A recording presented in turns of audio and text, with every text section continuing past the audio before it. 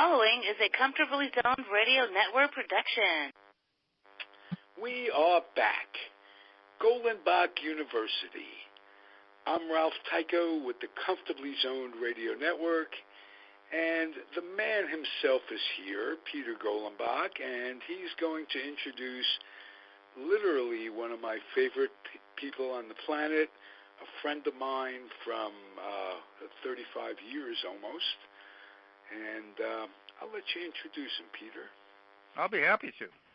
Right, our guest is Mark Littell, who played in major leagues 9 years, maybe 10, who starred for the Kansas City Royals, starred for the St. Louis Cardinals, had some very interesting events happen to him along the way. The thing that's always amazing to me is how, you start off playing high school ball. And, I coached a lot of kids in Little League. I coached them in JV baseball in high school.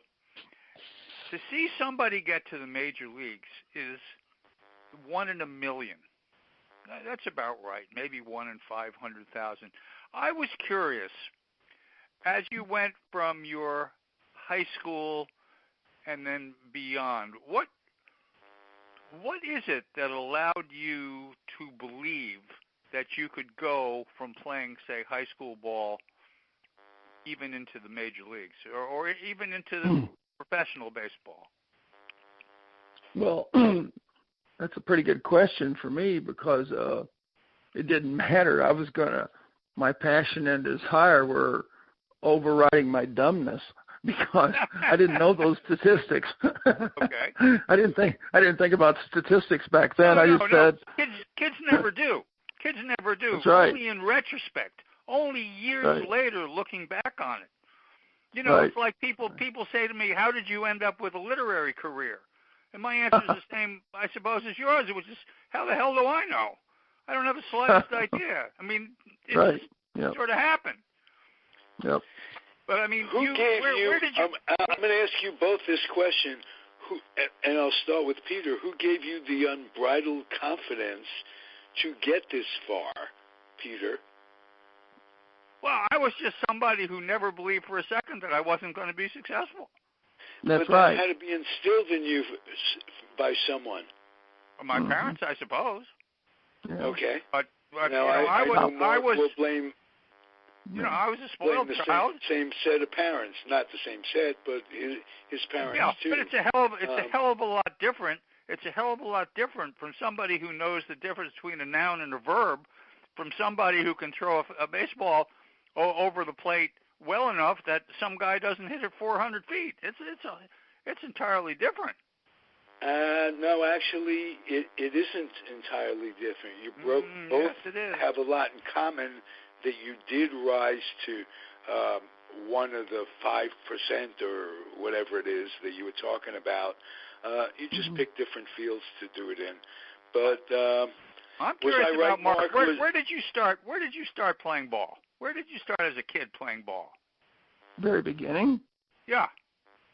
Oh, just in Little League, town ball. We only had 900, and I lived out on a farm. And now, where was this? What part of America? Well, it's in southeast Missouri, and it's in the Boot Heel. It's down near Memphis. It's Arkansas, hangs into Arkansas. It's the part Arkansas didn't want, so we took it anyway. Okay.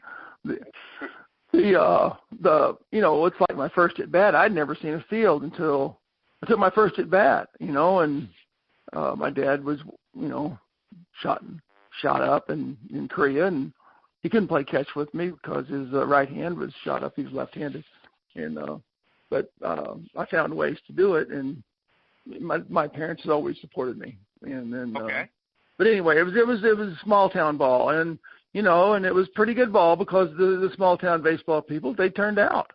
Right. And you saw a lot of what I thought was a lot of people, and a lot of cars in one field. So. Now, did you have organized Little League? Oh, yes, big time. It was really big there. In the small towns, baseball was big in the Midwest. Yeah, really was. So obviously you go from Little League to high school, no? Well, yeah, Little League, Pony League. Then you got. We didn't have a junior high because we just, school was so small. We had in ninth grade, we could come out and practice with the seniors, but actually, as a sophomore, that's when you kind of started with the high school part of it. Okay. So that's what happened. And then, I played Legion ball. That was very big because that's where I got on my game, because we play 60-game schedule at least. Was this during the summer? During summer. They had a bus and everything. We went to 4 or 5 different states, and it was pretty interesting. Yeah. Of course, around there you're already rubbing against 4 or 5 states anyway. Yeah. You're within 30 miles of 5 states, so it's pretty interesting. Smokes. Well, not 30. You got Illinois up there. Okay. You got Kentucky right across the river, Tennessee, Arkansas, Mississippi, Memphis. Right there. It's 80. It's probably a 100-mile radius. You're within 5 states. So did you end up in college ball, or did you end up with the pros showing their interest in you first? No, I got drafted. I was drafted in the 12th round. I didn't know any better, but I'm ADD as all get out, and I didn't want to go to college. Okay. But so I went and signed. And George Brett and I, we played the same year. So he's a second-round pick. Did you know George before he went to Kansas City? Oh, heck no. No. You mean we both got signed by the Royals at the same time? Right. Okay. But actually, I went ahead of George up to the big leagues. I was the youngest player in the big leagues at age 20. Oh. That's an interesting story, too. What the hell was that like?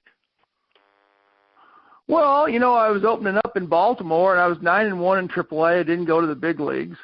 Right. And I didn't go to big league camp, let's put it that way. Uh-huh. And long story, they put me in AAA just to help out, until the other guys got down there, and Lou Gorman and John Sherholtz. John Sherholtz was assistant farm director. Yeah. And so I did well, and the manager kept pushing for me, and they kept saying I was going to AA, and, I didn't give up a run, and I threw 27 innings in spring training, which was kind of unheard of, actually. The last ball game I threw was 9 innings shutout. Oh, and who was that against? Yeah. It was against the White Sox. It was against the White Sox, actually. They were at Payne Park over there in Sarasota. Uh-huh. And who were some of the people? Who were some of the White Sox people that you had to face, if you can remember? Lamar Johnson was one, actually, and then Chet Lemon, and I can't remember, but I know those two were on that AAA team, at the time. You were a starter. Oh, I was a starter, yeah, because I was 16-6 that year, but I missed a month actually because I went to the big leagues and I got pitcher of the year in AAA. Wow. So, yeah, I know it's interesting. It is interesting. Mm-hmm. But then, when I got called up in June because I was 9-1.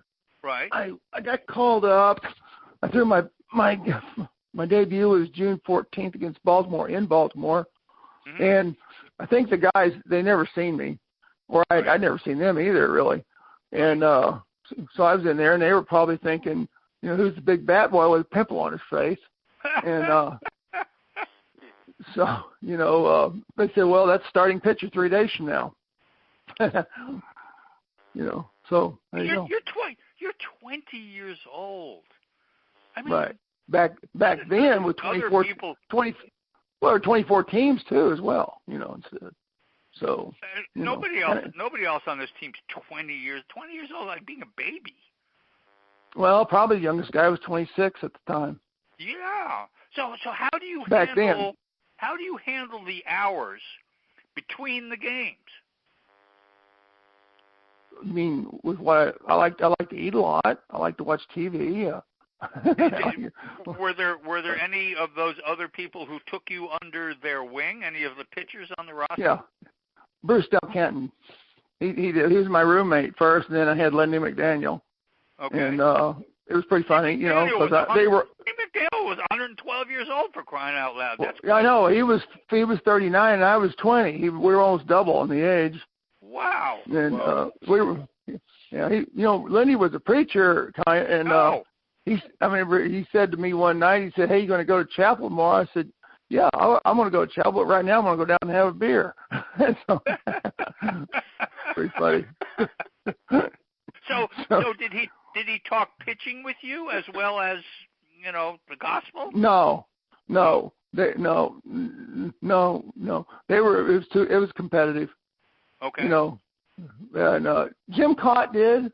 Cott was great. You know, when I was over the Cardinals, we would talk, and you know, there's guys that would take you under their wing a little bit, but you know, it was it was a lot more competitive, I think, back then.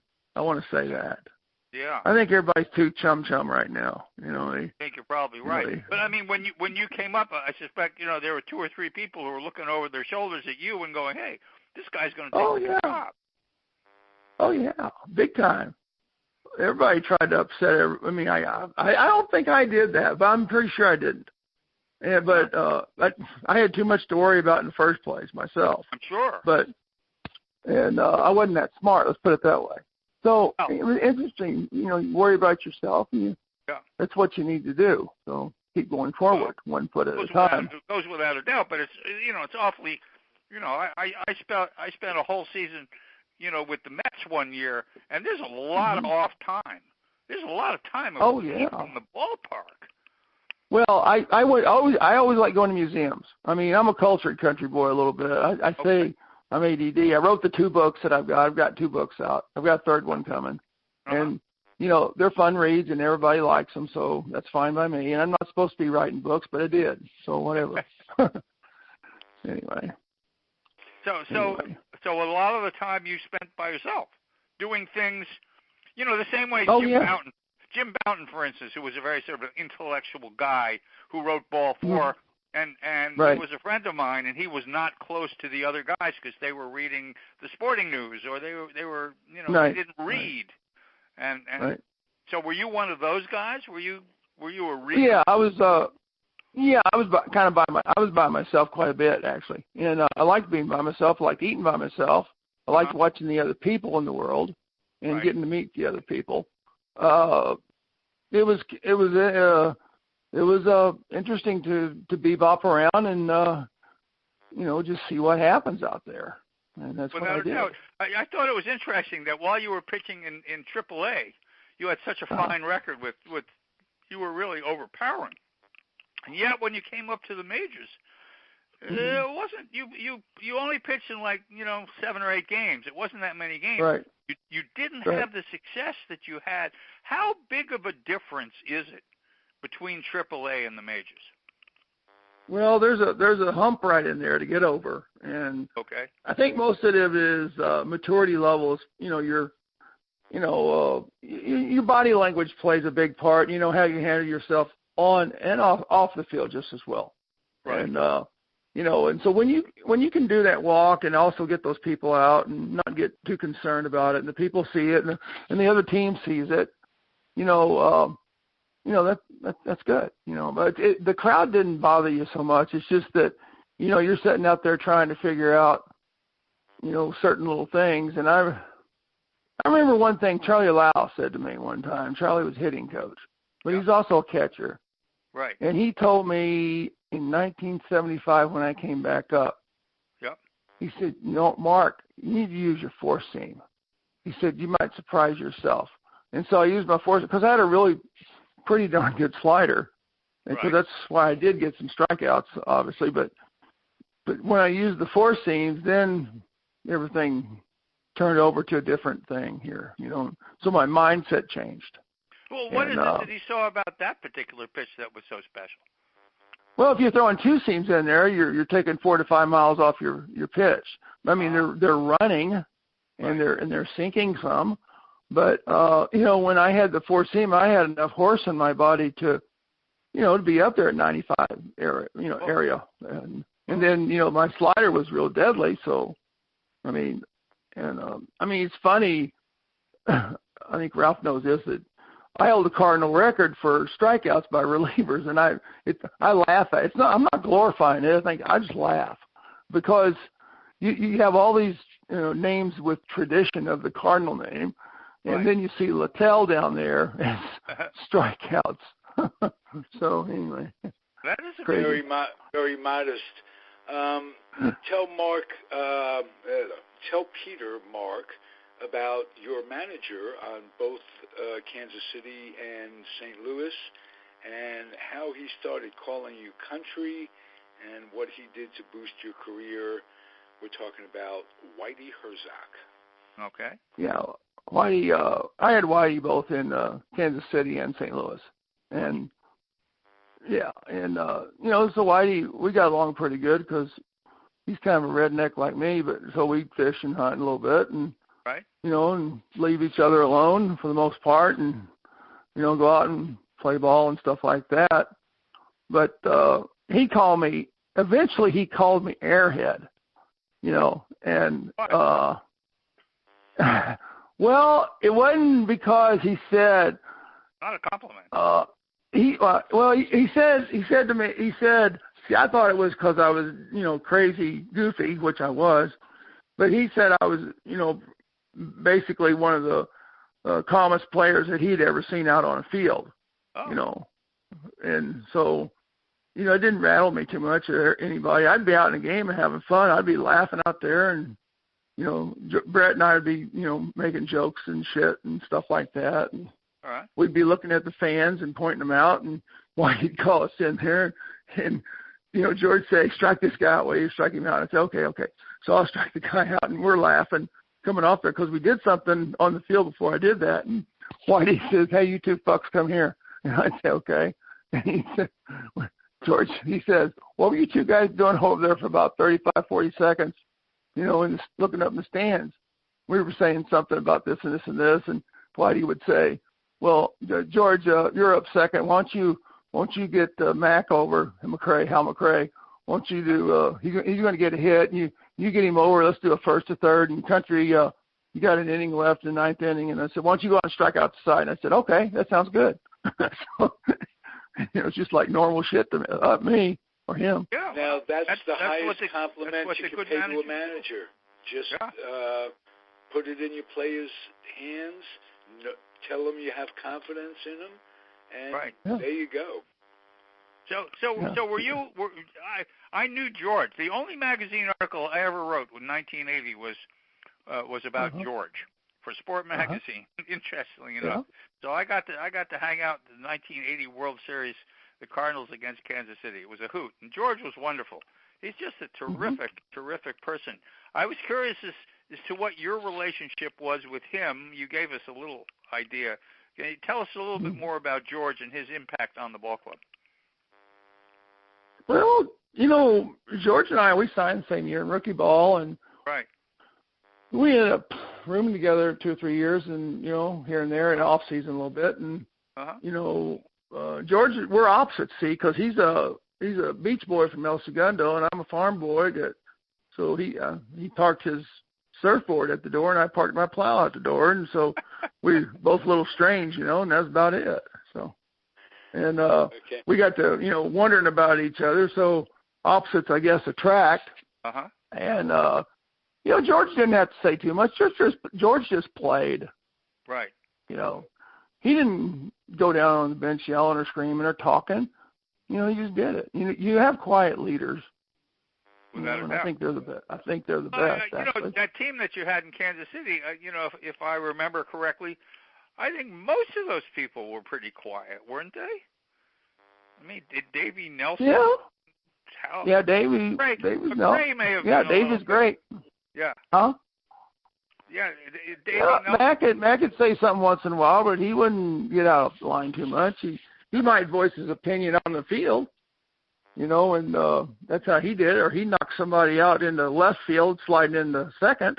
Right. Breaking up a double play. He and George both. We had Hal in Tampa Bay as our manager for a couple of years. He had the unfortunate experience of being the manager during a time when our ownership was very chintzy and didn't spend much money on players, or at least the right players. Right. It was a very, very frustrating time for him.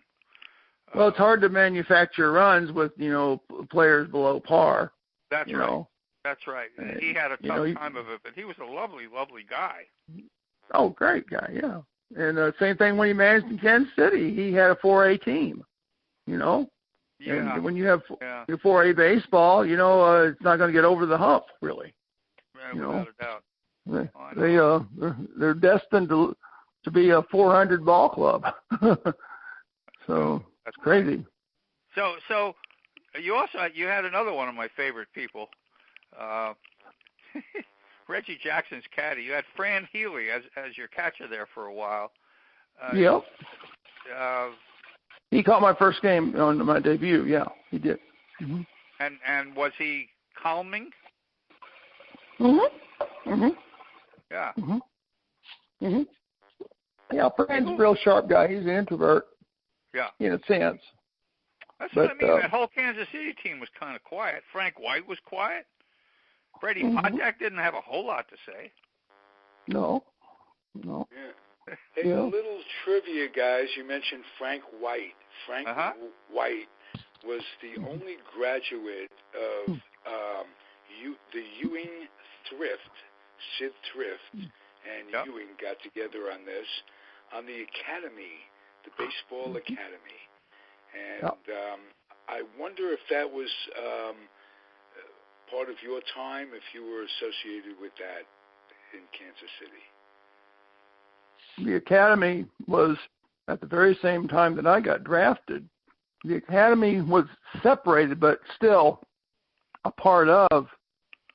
And, you know, that was basically getting kids that had played maybe some baseball, but had extremely high skill level as far as fast twitch fiber, running, a good arm in case of a pitcher, but but they were on their skill level, and they got paid. They got paid a little bit, and they also could. They sent them to college there as well. So there you go. I need to put them up the whole thing. My friend Sid Thrift, I got to know. Oh yeah. Mm-hmm. Oh, and he has a son, Jimmy Thrift. Jim. Mm-hmm. Who, I signed to his Tops contract and got to meet Sid through that. And what a fascinating guy. He has a book of his own, general manager of Pittsburgh back in the day of Barry Bonds and Bonilla and Van Slyke. Jim Leland. You're in the. Were you in the academy itself? No, I was a drafted player, but. Okay. That was for undrafted players only. Okay. Right. Gotcha. All right. And, I want to ask you. Mark. I want to ask you this. In 1976, you pitched 60 innings. You won 8 games. 60 appearances. 60 appearances, right. 104 innings. You had an ERA of 2.08. Tell me about that season. Tell me what it was like before you ended up facing the Yankees at the end of the year. I don't know. I faced them during the year, too. I know that. It was, but it's, I'm just pretty much dealing. I would have had about a 1.90 ERA if I hadn't have started one game because that's why he first start. For heaven's sakes. They got 3 runs off me or 4 runs and took me out. I got hit in the feet, one by George Henrik and one by Rico Cardi, and both feet back to back. It's amazing. Pretty funny. That is amazing. Very, very. He came out to the mound. He says, "How you feeling?" I said, "My feet are killing me." so he took me out. So I tried to back down the bullpen. Who were your starters? Leonard Dennis. Larry Gura. I think we might have had Jim Coburn. Marty Patton filled in, and Doug Bird filled in a lot. You had to piece some of the starting together too a little bit. Okay. And then because Doug Bird was the closer, I came in and did the closing. Doug Bird got in. Al Fitzmaurice was another one. And then we were kind of like, I would always call it the no-name pitching staff. Absolutely. That's so true. You know, yeah. Because you don't know all of us. I mean, Marty was on his last string in a sense. You know, Doug Bird had been there, but you know, you're stuck out there in the middle, and nobody wants to write about you in Kansas City. They're throwing you to the fucking cattle or something. And That's then exactly right. so yes. yeah. That must be frustrating. Well, I didn't give a shit. We all just played. We didn't care. Okay. You know, it doesn't matter if they write about you or not. You ended up with 16 saves that year, despite the fact that he started out as the closer. You ended up with 16. Pretty damn good. Right. Yeah. Well, too, a lot of people don't understand it. They always say, "Oh, you only had 16 saves." Yeah. Well, I didn't have to go out there and throw one pitch and get a save. I had to throw 3 innings. That's right. To get a save. That's exactly right. The game has changed so much since 1976. People have no idea. Well, I think I'm one of 40 people who did this, but they talk about it. But I had to be stupid for doing it too. But go ahead. That had 60 appearance games 3 times, 100+ innings 3 times. I had that. Yeah. All within, and managers didn't know how to use pitchers back then on closers. I'm gonna say because it was just coming in with Gossage, Forrester, guys like me, Campbell, Yep. And they didn't know how to use us. They just throw the living shit out of you and say, "Hey, Bill Campbell, he can get this guy out right now. Let's use him for 8 days in a row or whatever." 8 days in a row. Yes, right. Or whatever. But I mean, I'm looking at this. I'm just astounded. Yeah. 104 innings in 76, 104 and 2/3 in 77, 106 innings in 78. Holy mackerel! And that doesn't even include what they call the dry humps. That's right. That's in other words, that's getting up and not getting in a game. That's right. Oh, you're right. You're one or two times maybe getting up. You get a dry hump. So let me jump past Chris Chambliss for a second. And in 1978, you end up in St. Louis after pitching 104 innings in Kansas City. How is it you went from Kansas City to St. Louis? I wore out my welcome. Tell me how that happened. Well, if you look at it statistically, if you look at certain things, I finished both playoffs. I was the last pitcher on the field in both playoffs. Right. But in 77, we had a great chance of winning it. It was 2, but they put Dennis out there to close it, and he had some problems. And then I think they got somebody else in there before me, and then I came in, and it was just, there was a big era. George ran an era, a big era. He did. But it didn't matter, because the game was tied, but he made the error that put it ahead. Not that, but, I'm the last guy out there on the field. You don't want to go out there kind of 3 times. And, and I wasn't throwing as well as I did in 76. Okay. That's hard to do what I did there, though. That's right. But, they wanted maybe a left-hander, so Roboski was available. So, right. So that's how I went over into St. Louis. I see. All along. I see. Well, I mean, I've got to ask you this question because I can remember where I was when I was watching the TV set when Chambliss was up. I was working at the Bergen Record, and it was the end of the game, and I left my post to go into the sports department to watch the TV. And there it was. He pulled that ball into the right center field stands, and that was it.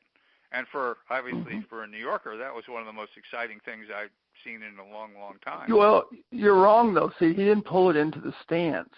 It only went out 2 feet, so it almost hit the cops right there on the other side. So, had Al Callan been over, he might have caught. He got the short field porch. Guy was asking me that today, actually. That's funny.